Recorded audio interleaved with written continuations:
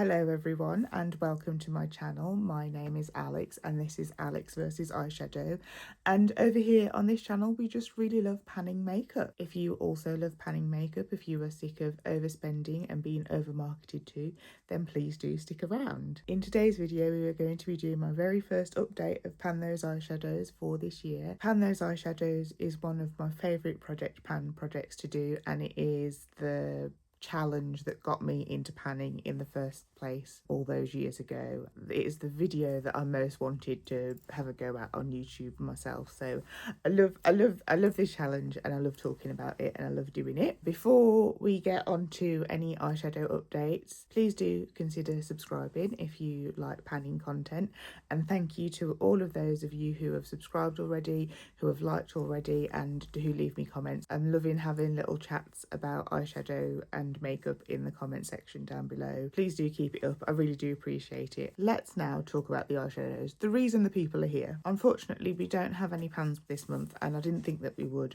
just because of the shades that we drew. It was a good mix of shades, which a few of you commented on. I think it would have been quite difficult to use all 5 of the eyeshadows together, so I haven't been getting consistent use on all of the shades that I've chosen, but that's okay. The first palette that we're going to talk about is my BH Cosmetics Nude Ego palette. It's either called Nude Ego or Power Play, I'm not sure. It's got both on there. We've been working on 2 shades in this palette. First we've been working on the shade Courage, which is this pinky silvery shimmer. That's just it swatched out there. So I wasn't really enjoying this very much at first. It's quite a frosty shade on the lids. It's giving 2001 lipstick, you know. But I have recently purchased a glitter primer, and this on top of a glitter primer does actually look quite nice. So that's what I've been doing with that, is just wearing it on top of a glitter primer to try and enjoy it. And I've worn Courage 6 times this month. The uses on each of these aren't very impressive because it was hard to wear a lot of them together, so each time I was wearing my makeup I was having to use different ones, so all the uses are quite low, which I guess is why we haven't got any pans or rollouts, but that's okay. Such is the nature of the game. And then the other shade from this palette that we rolled in is the shade Soul down here, and it's just this mid warm brown, and I've been just really enjoying this as a crease shade, and you can see a couple of little brush strokes in there. I will show you some close-ups as well, and that's just been really nice as a crease shade. And then this on the lid, so these two have been quite nice to wear together just as an easy everyday work look. I've got 7 uses on Soul, so I must have done a look one time without using Courage. I think that was when I decided I didn't like Courage and wasn't going to be using it, but then I gave it another go and actually I have been enjoying it. This palette was actually on the chopping block for me. I was thinking about just getting rid of it. These 2 shades, they've wormed their way into my heart and I'm going to hold on to it for now. It just is my least favourite palette in my collection. I will happily admit that, and it's kind of annoying that I'm doing 2 shades from it. The quality is fine and I will try and get some uses on it because it's better to use it than lose it at this stage, I would say. We also have been panning a shade in my Agate Temptation palette by Singe Cosmetics, and we have been working on the shade Plume, which is this lovely deep dark green here, and I am wearing this today in this all green look,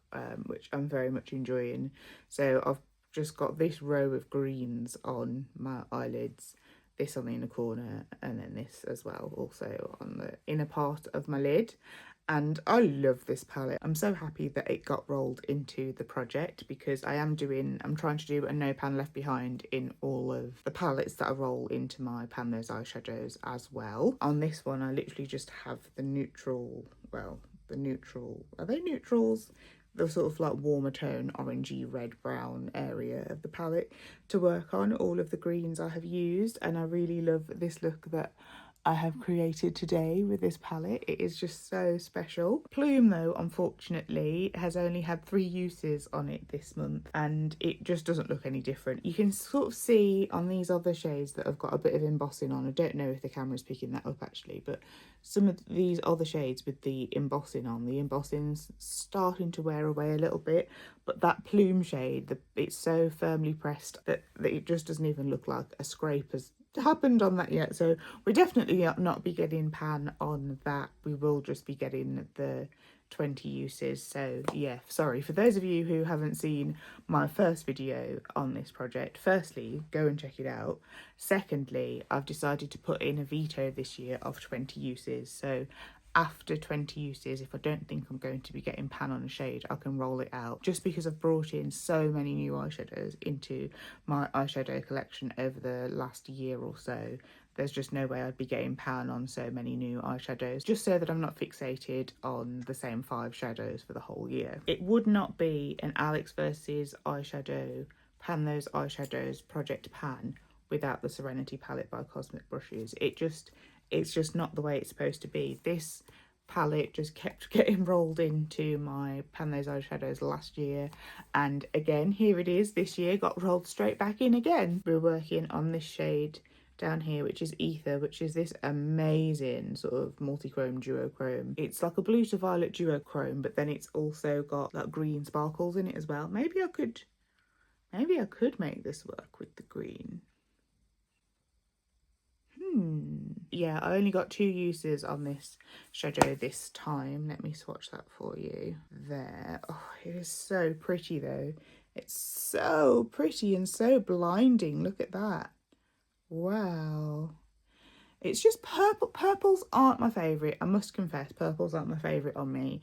I have found a way that I really do like to wear this though. So what I did do the second time that I wore this was I put Awake in the crease and then used Mulberry, which is another shadow that I'm using in this project, to deepen up the outer corner, and then just use this all over the lid as like a shimmer, and I really love that look. Annoyingly, I haven't taken any pictures of the looks that I've been creating. I don't know if that's something that I should start doing. I love the shade it on paper. Just on me, I'm a little bit hesitant of it. I'm not a cool tone girly. Like, warm tones do look better on me, and cool tones can make me just look a bit dead or weird. And I love this palette in general. It's an amazing palette, such a genius colour story.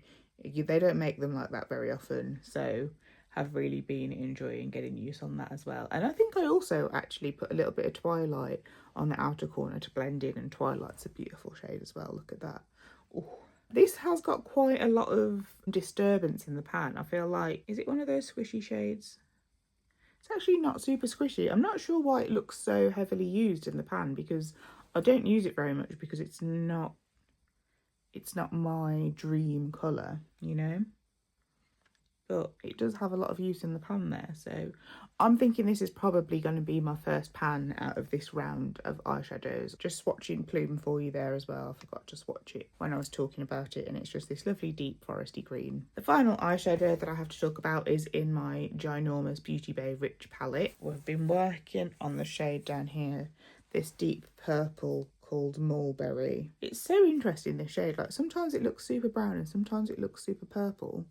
But it's just been a really good deepening up shade, and this shade I've actually got the most use on. I've got 11 uses on Mulberry, just because I've been using it as a deepening up shade, and Mulberry has worked with the BH Cosmetic shadows, and it also works with Ether because it's got that little bit of purple going through it. Although it's been used 11 times, and as you'll see how it was looking last month compared to this month, there is no change on it, because only a teeny tiny bit of it is needed because it's such a deep shade. So I feel like this is definitely just going to be a shade where I'll get my 20 uses and move on with my life, and I won't have any hope of getting pan on this anytime soon. Although I do want to try a couple of deep dark smoky looks with it where I do it all over the lid, so hopefully that should get it used up a little bit more. And let me just swatch that for you as well, just so you can see Mulberry in action. There it is. So that is the colour story that we're still working with. We're doing like the deep dark grungy Halloween and then neutrals. That is all I have to share with you this week, unfortunately. So sorry that there's not been anything as exciting as a pan or a rollout, but that is just the way things are sometimes in this challenge.